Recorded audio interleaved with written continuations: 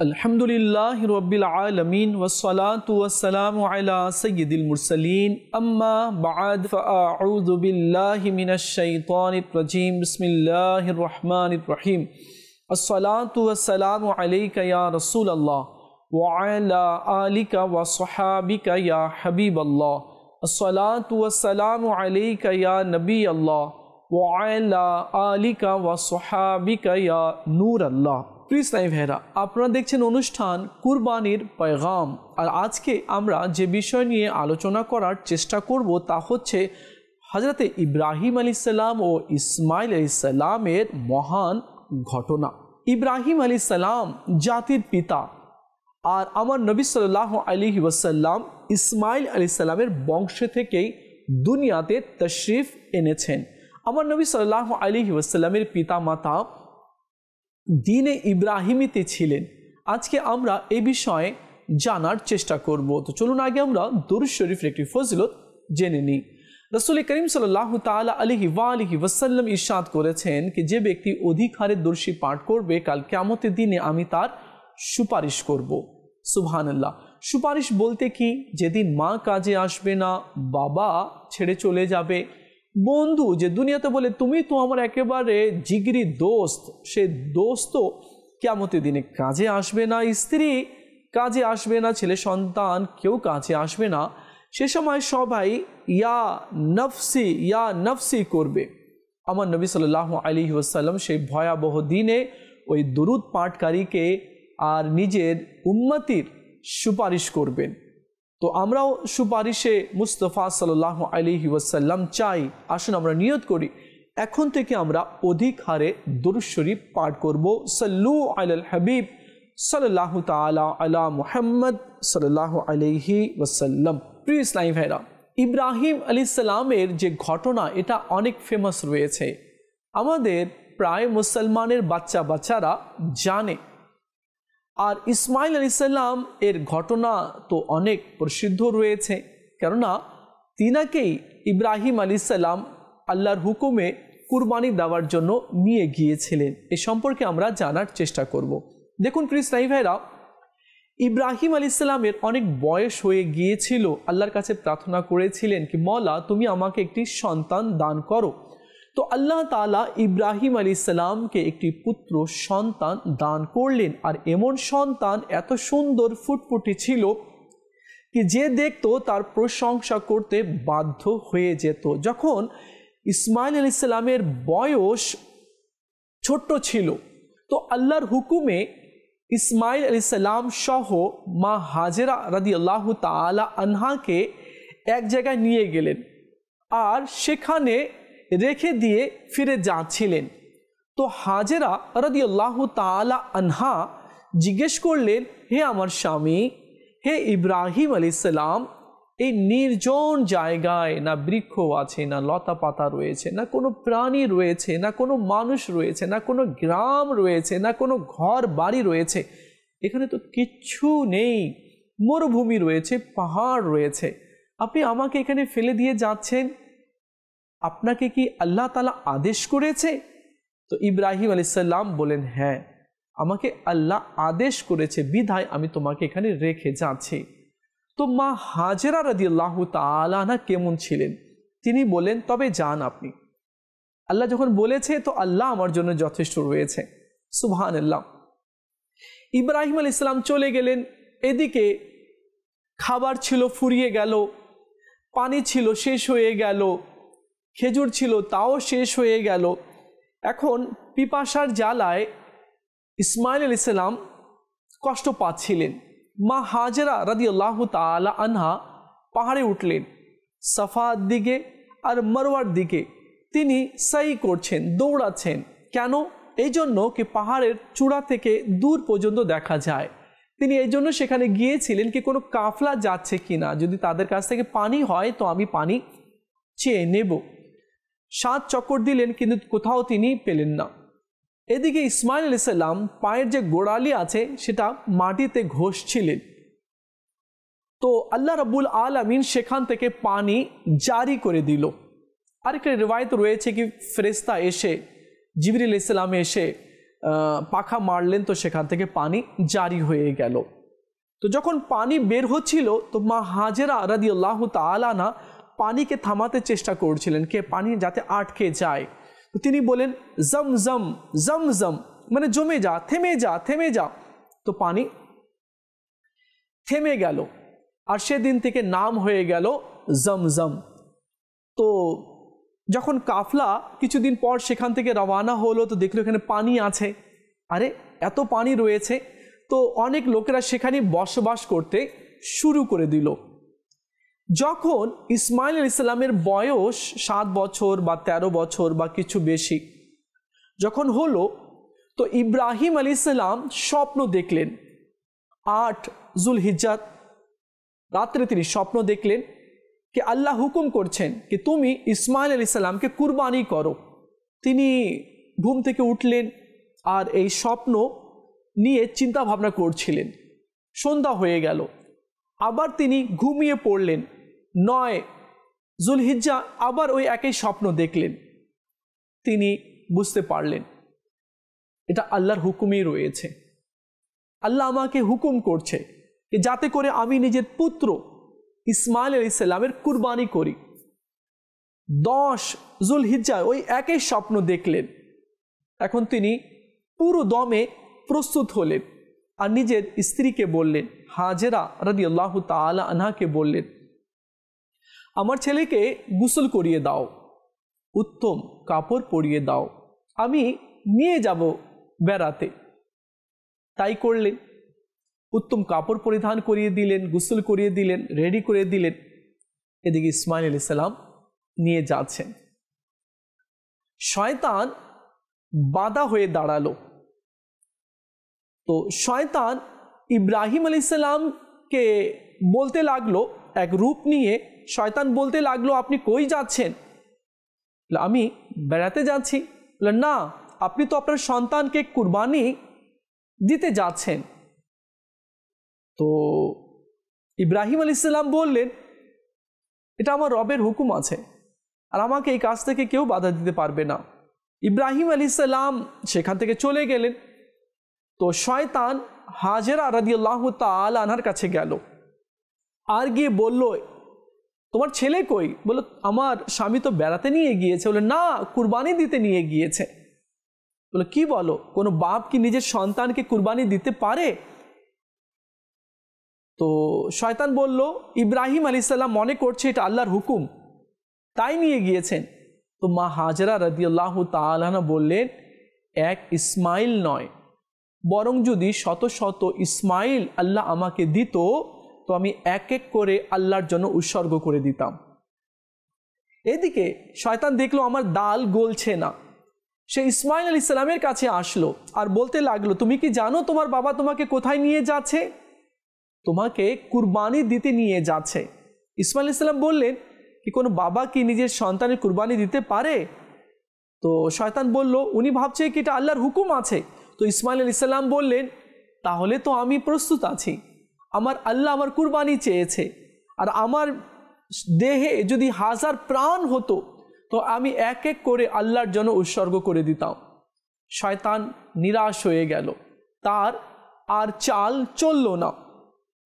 এদিকে ইব্রাহিম আলাইহিস সালাম এক জায়গায় শয়তানকে 60টি পাথর মেরেছিলেন। ফেরেশতা হুকুম দিলেন কি আবার 60টি মারেন। ইব্রাহিম আলাইহিস সালাম আর এক জায়গায় 60টি পাথর মারলেন শয়তানকে। ফেরেশতারা বললেন আরো 60টি পাথর মারেন। আরো 60টি পাথর মারা হলো। মোট 3 বার তিনি 3 × 21 পাথর মারলেন। একথা বলার উদ্দেশ্য ছিল कि आजो এবং কিয়ামত পর্যন্ত যত হাজি হজে যাবে তো তারা এই সুন্নাতের উপরে আমল করবে, শয়তানকে 3 জায়গায় পাথর মারবে। সেকেন্ড কথা হচ্ছে कि মা হাজেরা রাদিয়াল্লাহু তাআলা আনহা সাফা আর মারওয়াতে সাই করেছিলেন, দৌড় লাগিয়েছিলেন। কেন? কোনো কাফলা যাচ্ছে কিনা দেখার জন্য, যদি যায় তো তার কাছ থেকে আমি পানি চেয়ে নেব নিজের সন্তানের জন্য। এটা ছিল আমল একটা। তিনি তালাশের জন্য দৌড়িয়েছিলেন কিন্তু আল্লাহ তাআলা আজও হাজিদের জন্য, উমরাকারীদের জন্য এই আমলকে আল্লাহ তাআলা জীবিত রেখেছেন। কে যারা হজে যাবে আর যারা উমরাতে যাবে তো তারা যাতে সাফা আর মারওয়ার যাতে সাই করে, দৌড় লাগায় 7 বার। তো এ থেকে আমরা কি বুঝতে পারলাম? হজের যে নিদর্শনগুলো রয়েছে তা আল্লাহ তাআলা নিজের মকবুল বান্দা বান্দিদের যে কাজ ছিল সেটাকে আল্লাহ তাআলা জীবিত করে রাখলেন। ইসমাইল আলাইহিস সালামকে কুরবানি দেওয়া হচ্ছিল, সেটাকে আল্লাহ তাআলা কিয়ামত পর্যন্ত জারি করে দিলেন। ইব্রাহিম আলাইহিস সালাম পাথর মেরেছিলেন, আজও সেটা আমল হচ্ছে। হাজরা রাদিয়াল্লাহু তাআলা আনহা সাফা মারওয়াতে সাই করেছিলেন, ওই আমলটা আল্লাহ তাআলা এখনো বাকি রেখেছেন এবং কিয়ামত পর্যন্ত এটা থাকবে। তো বোঝা গেল আল্লাহ তাআলার মকবুল বান্দাদের যে আমল ছিল এই আমলকে আল্লাহ পছন্দ করে আর আল্লাহ তাআলা কিয়ামত পর্যন্ত রেখে দেয়, যা এখন আমরা শুনলাম। এদিকে ইসমাইল আলাইহিস সালাম নিজের বাবা ইব্রাহিম আলাইহিস সালামকে বলছেন, বাবা আমি বুঝে নিয়েছি कि তুমি আমাকে কুরবানি করতে নিয়ে এসেছো, আল্লাহ তোমাকে আদেশ করেছে। তো বাবা আমি অনেক গর্বিত, আমি অনেক সৌভাগ্যবান कि আল্লাহ তাআলা আমার কুরবানি চেয়েছে। তো বাবা এক কাজ করুন না, আপনি আমার হাতকে ভালোভাবে বেঁধে দিন যাতে ছুরি চলার সময় আমি ছটপট না করতে পারি আর আপনার দেহে আমার রক্তগুলো যাতে না লেগে যায়। তো বাবা আপনি আমাকে ভালোভাবে বেঁধে দিন। নাম্বার 2, ছুরিকে আপনি খুব বেশি ধার করে নিন, কেননা মৃত্যুর কষ্ট অনেক ভয়ঙ্কর রয়েছে। বাবা যাতে করে আমার তাড়াতাড়ি কুরবানি হয়ে যায়।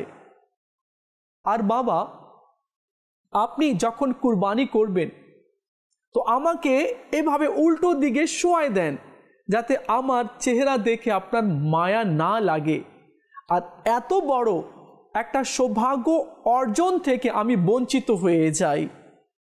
আর বাবা আপনি নিজের চোখে কাপড় বেঁধে নিন যাতে মায়া না লাগে আপনাকে। তাই করা হলো। তিনি ছুরিকে অনেক ধার করলেন আর ছুরি চালালেন, কিন্তু ইসমাইল আলাইহিস সালামের গলা যা ফুলের পাপড়ির চেয়েও নরম ছিল, রেশমের চেয়েও খুব মোলায়েম ছিল, ওই ছুরি ইসমাইল আলাইহিস সালামকে কাটতে পারল না। তিনি ছুরি ফেলা দিলেন, আমি এত চেষ্টা করছি কাটছে না। তো উলামা কেরাম কিছু এভাবে লিখেছেন যে ছুরিকে বলা হলো তুমি কেন কাটলে না? তো ছুরি বলল, আপনাকে যেরূপ আল্লাহ হুকুম করেছে, আদেশ করেছে কাটতে, আপনি কাটছেন, আর আল্লাহ আমাকেও আদেশ করেছে চলবো কিন্তু কাটবো না। ইব্রাহিম আলাইহিস সালাম বললেন, তবে ঠিক আছে, তুমিও আদেশ পালন করো, আমিও আদেশ পালন করি। আবার ছুরি উঠালেন আর ইসমাইল আলাইহিস সালামের গলায় চলাবেন। এমন সময় আল্লাহ তাআলা জিবরিল আলাইহিস সালামের মাধ্যমে জান্নাত থেকে দুম্বা পাঠিয়ে দিলেন আর ইসমাইল আলাইহিস সালামকে সরিয়ে দিলেন আর দুম্বাকে রেখে দিলেন। দুম্বা কুরবানি হয়ে গেল। এ সময় জিবরিল আলাইহিস সালাম বললেন, আল্লাহু আকবার, আল্লাহু আকবার। ইব্রাহিম আলাইহিস সালাম যখন তাকবীর শুনলেন তো বুঝতে পারলেন পরীক্ষা শেষ হয়ে গিয়েছে, পরীক্ষা শেষ হয়ে গিয়েছে। তো আল্লাহু আকবার, আল্লাহু আকবার যখন শুনলেন তো ইব্রাহিম আলাইহিস সালাম বললেন, লা ইলাহা ইল্লাল্লাহু ওয়াল্লাহু আকবার। আল্লাহ পাকের শুকরিয়া আদায় করলেন। তো এ কথা শুনে ইসমাইল আলাইহিস সালাম পড়লেন, আল্লাহু আকবার ওয়ালিল্লাহিল হামদ, সুবহানাল্লাহ। এই তাকবীর সেই দিন থেকে জারি হয়ে গেল। আজও আমরা কুরবানির সময় এই তাকবীর পড়ি এবং কিয়ামত পর্যন্ত এই তাকবীর জারি থাকবে। তো ইব্রাহিম আলাইহিস সালাম বুঝে নিলেন কি এটা পরীক্ষা ছিল, আর আমি এই পরীক্ষায় আর আমার ছেলে পরীক্ষায় উত্তীর্ণ হয়ে গেল, আল্লাহ তাআলা ফিদিয়া করে দিল, আমার ছেলেকে আল্লাহ তাআলা রক্ষা করে নিল। তো প্রিয় ইসলামী ভাইয়েরা আর মদিনী চ্যানেলের দর্শকবৃন্দ, আজও যখন আমরা কুরবানি ঈদুল আজহার দিনে যখন আমরা মাঠে যাই, ঈদগাতে যাই নামাজ পড়তে, তো খুতবাতে আমরা এই তাকবীর শুনে থাকি, আল্লাহু আকবার, আল্লাহু আকবার, লা ইলাহা ইল্লাল্লাহু ওয়াল্লাহু আকবার, আল্লাহু আকবার ওয়ালিল্লাহিল হামদ। তো এই তাকবীর যে আছে সাধারণ তাকবীর নয়, আর কোনো তাকবীরই সাধারণ হয়ে থাকে না। এই তাকবীর জিবরিল আলাইহিস সালামের, এই তাকবীর ইব্রাহিম আলাইহিস সালামের, আর এই তাকবীর হচ্ছে ইসমাইল আলাইহিস সালামের। তো আমরাও নিয়ত করি कि আমরাও এই তাকবীর আমরা পাঠ করব, ঈদের দিনেও পাঠ করব। আর এই তাকবীর তো ঈদের 3 দিন পাঠ করা হয়ে থাকে। তো আমরা ইনশাআল্লাহ আজ্জা ওয়া জাল এমনিতেও বেশি বেশি এই তাকবীর পাঠ করার চেষ্টা করব। প্রিয় ইসলামী ভাইয়েরা, প্রিয় নবী সাল্লাল্লাহু তাআলা আলাইহি ওয়া আলিহি ওয়াসাল্লাম ইরশাদ করেন, আল্লাহর নিকট জুল হিজ্জাতুল হারাম এর 10 দিনের ইবাদত আল্লাহ তাআলার নিকট অনেক পছন্দনীয়। সাহাবা কেরাম আরজ করলেন, ইয়া রাসূলুল্লাহ সাল্লাল্লাহু তাআলা আলাইহি ওয়া আলিহি ওয়াসাল্লাম, জিহাদের চেয়েও কি বেশি এই ইবাদতটা প্রিয় রয়েছে? আমার নবী সাল্লাল্লাহু আলাইহি ওয়াসাল্লাম ইরশাদ করলেন, হ্যাঁ, জিহাদের চেয়েও বেশি প্রিয় রয়েছে এই দিনের ইবাদত। কিন্তু যে জিহাদে গিয়েছে, মাল এবং জান নিয়ে গিয়েছে, সে মাল আর জান নিয়ে ফিরে আসেনি, তবে তো বেশি সে আমলের সওয়াব পাবে। কিন্তু যে জান ও মাল ফিরিয়ে নিয়ে এসেছে তো সে পাবে না। বরং এই দিনে যে ইবাদত করবে, 1 তারিখ থেকে নিয়ে 10 তারিখ পর্যন্ত যে ইবাদত করবে, তো আল্লাহ তাআলা এই ইবাদতকে অনেক পছন্দ করেন। প্রিয় নবী সাল্লাল্লাহু তাআলা আলাইহি ওয়া আলিহি ওয়াসাল্লাম ইরশাদ করেন, আল্লাহ তাআলার নিকট জিল হিজ্জাতুল হারাম এর প্রথম আশরার ইবাদত বেশি পছন্দনীয়। আর এর প্রথম দিনের রোজা 1 বছরের রোজার সমান। আর প্রত্যেক রাতের ইবাদত শবে কদরের ইবাদতের সমান। তো সুবহানাল্লাহ, আমরা জানতে পারলাম কি যে ব্যক্তি জিল হিজ্জাতুল হারামের 1 তারিখ থেকে নিয়ে 9 তারিখ পর্যন্ত রোজা রাখবে, তো আল্লাহ তাআলা প্রত্যেক রোজার বিনিময়ে তাকে 1 বছরের ইবাদতের সওয়াব দান করবে। আর রাত্রে যদি সে কিয়াম করে অর্থাৎ নামাজ পড়ে, তবে আল্লাহ তাআলা তাকে শবে কদরের ইবাদতের সম পরিমাণ সওয়াব দান করবে। এদিনে যে ওযু সহকারে সূরা বাকারা পাঠ করবে, আল্লাহ তাআলা তাকে ক্ষমা করে দিবে। সুবহানাল্লাহ। দেখুন, যখনই চাঁদ উদিত হলো জিল হিজ্জাতুল হারামের, তো এই চাঁদ উদিত হওয়ার সাথে সাথে যে ব্যক্তি ইবাদত বন্দেগীতে মশগুল হয়ে যাবে, তো আল্লাহ তাআলা তাকে অফুরন্ত সওয়াব দান করবে। আর এই দিনে যে ওযু সহকারে সূরা বাকারা পাঠ করবে, আল্লাহ তাআলা তাকে ক্ষমা করে দিবে। আর যে ব্যক্তি এদিনে সূরা দোহা ওয়া দোহা পাঠ করবে, আল্লাহ তাআলা তাকে জাহান্নামের আগুন থেকে মুক্তি লিখে দিবে। সুবহানাল্লাহ। তো আসুন আমরা নিয়ত করে নিই कि আমরা সূরা বাকারাও তেলাওয়াত করব আর সূরা দোহাও আমরা পাঠ করব। তো প্রিয় ইসলামী ভাইরা আর মদিনী চ্যানেলের দর্শক বিন্দু, আপনারা দেখছেন অনুষ্ঠান কুরবানির পেগাম। এই অনুষ্ঠানে কুরবানির সম্পর্কে সংক্ষিপ্ত আকারে কিছু আমরা জানার শোনার চেষ্টা করে থাকি। তো দেখা হবে আগামী পর্বে আরেকটি বিষয় নিয়ে আমরা আলোচনা করব। ততক্ষণ ভালো থাকবেন আর মদিনী চ্যানেলের সঙ্গেই থাকবেন। সাল্লু আলাল হাবিব সাল্লাল্লাহু তাআলা আলা মুহাম্মদ সাল্লাল্লাহু আলাইহি ওয়াসাল্লাম।